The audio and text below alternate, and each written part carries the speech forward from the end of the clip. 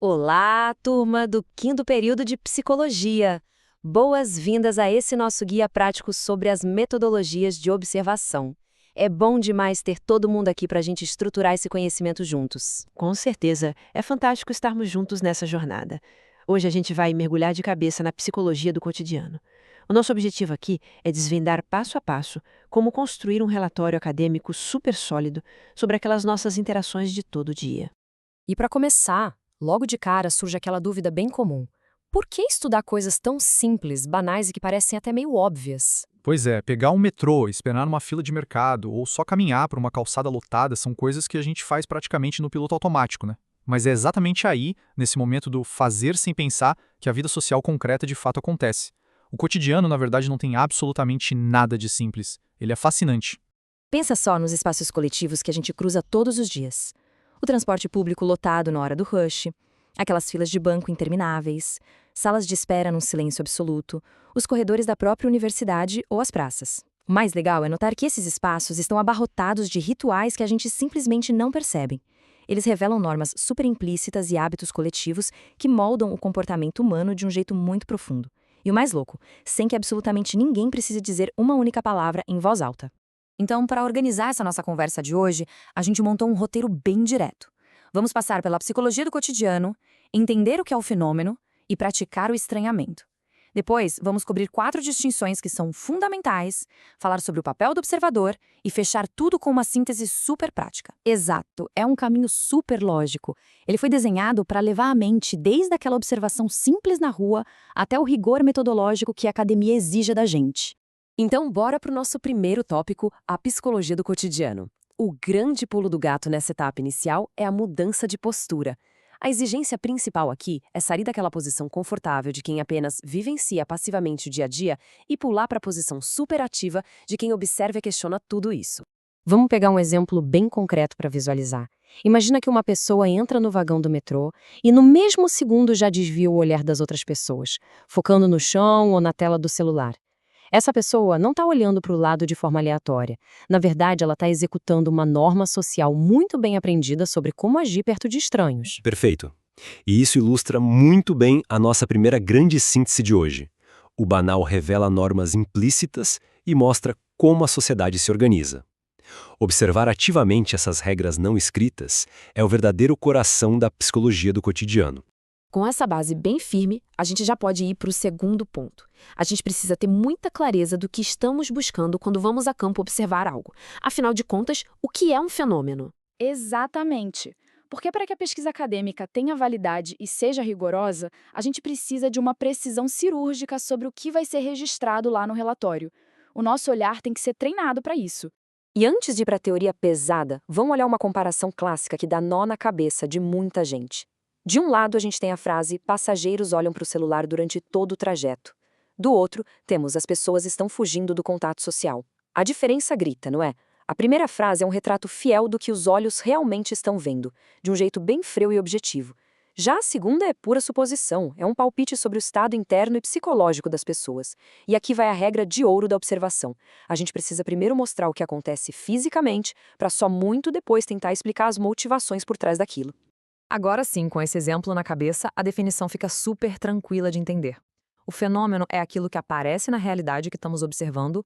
Pode ser um comportamento visível, um gesto que se repete muito, um jeito específico de sentar no ônibus ou até aquele silêncio constrangedor dentro de um elevador. E o detalhe mais importante de todos, o fenômeno vem antes da interpretação. Ele existe ali, paradinho, de forma totalmente independente das opiniões pessoais ou dos julgamentos morais de quem está olhando para ele. Para anotar no caderno e não esquecer mais. O fenômeno existe antes da interpretação. Essa é uma daquelas regras metodológicas inegociáveis. Sem sombra de dúvida. O registro acadêmico tem que ser 100% focado naquilo que a gente pode ver e ouvir. Tentar adivinhar emoções que não foram expressas ou intenções ocultas é um atalho perigoso que compromete toda a qualidade da pesquisa. Seguindo em frente e construindo em cima dessa ideia, chegamos na terceira parte, o exercício do estranhamento. Essa é a postura intelectual que carrega toda observação nas costas. É bem aqui que a nossa análise deixa de ser só uma foto do ambiente e começa a virar uma reflexão psicológica de verdade. Imagina a seguinte cena, uma escada rolante de shopping superlotada. Sem tocar nenhum aviso, sem nenhuma plaquinha, todo mundo se alinha milimetricamente do lado direito e deixa o lado esquerdo todinho livre para quem quiser subir andando. Esse comportamento todo coordenado de deixar a via livre é o fenômeno que a gente consegue observar. Mas a grande pergunta reflexiva aqui é de onde vem essa regra? Como que dezenas de desconhecidos conseguem se organizar assim em questão de segundos, sem trocar um simples bom dia? Formular essa pergunta maravilhosa é exatamente o que define o nosso próximo conceito-chave: o estranhamento. É quando a gente suspende voluntariamente aquele nosso olhar automático e cansado e passa a se perguntar ativamente por que diabos algo acontece do jeito que acontece. E tem uma ressalva metodológica gigante aqui, viu? Estranhar não é julgar, não é criticar e com certeza não é rotular algo como anormal. É só a gente se recusar a aceitar aquela ideia preguiçosa de que o cotidiano é óbvio ou natural. Olha mais um exemplo muito prático. Um profissional de limpeza está lá circulando por um corredor universitário super movimentado, trabalhando pesado e passa completamente despercebido pela multidão, sem receber um único olhar ou cumprimento de ninguém. O estranhamento, nesse caso, não é cruzar os braços e pensar, nossa, que falta de educação.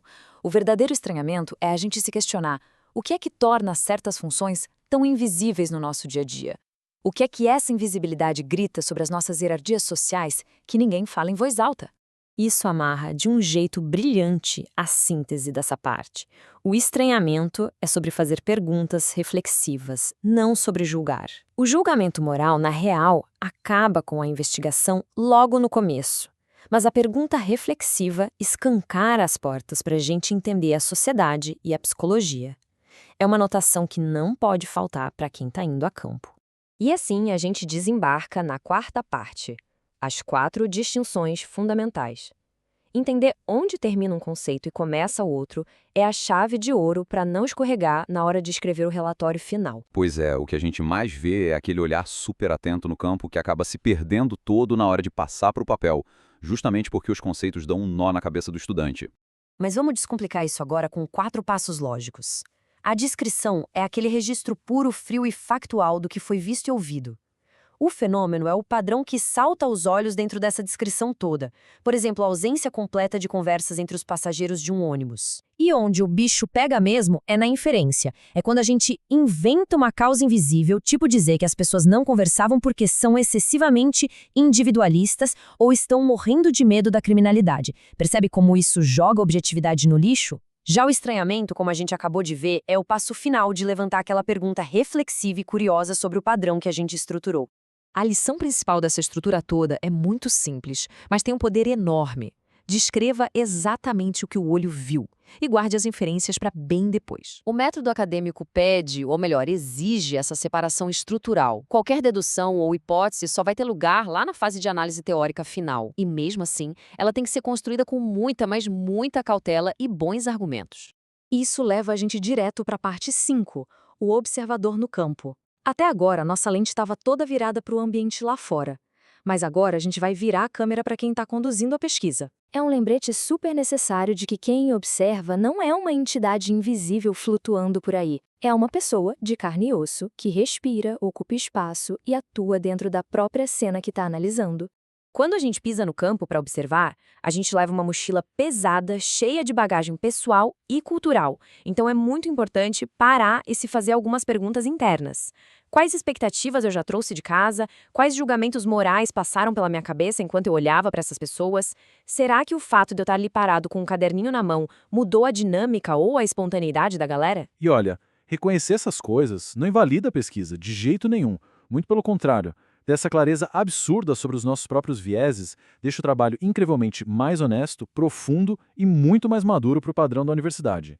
Para a gente fechar esse bloco de autoconhecimento com chave de ouro, o observador nunca é uma câmera neutra. Sentir surpresa, ter impressões físicas ou emoções no campo é super inevitável. A técnica certa não é fingir que a gente virou um robô e que não sentiu nada, mas sim registrar isso como uma reflexão própria, sem jamais disfarçar isso como se fosse uma verdade psicológica absoluta sobre as outras pessoas. Maravilha! A gente chega na nossa última parte. Síntese, ver e perguntar. Vamos amarrar todos esses conceitos incríveis que a gente explorou até aqui para nossa aplicação prática. É aquele momento de glória de conectar toda a teoria metodológica com a folha em branco do relatório que a turma vai escrever. Na hora de estruturar a escrita acadêmica, o fluxo lógico precisa seguir esses 3 passos sem erro. Passo 1. Descrever a situação nos mínimos detalhes, sendo objetivo e sem usar adjetivos para avaliar ninguém. Passo 2. Identificar muito bem e dar nome ao fenômeno a partir dos padrões que foram descritos. E o passo 3. Trazer o estranhamento da cena, colocando sua reflexão principal em formato de uma pergunta instigante.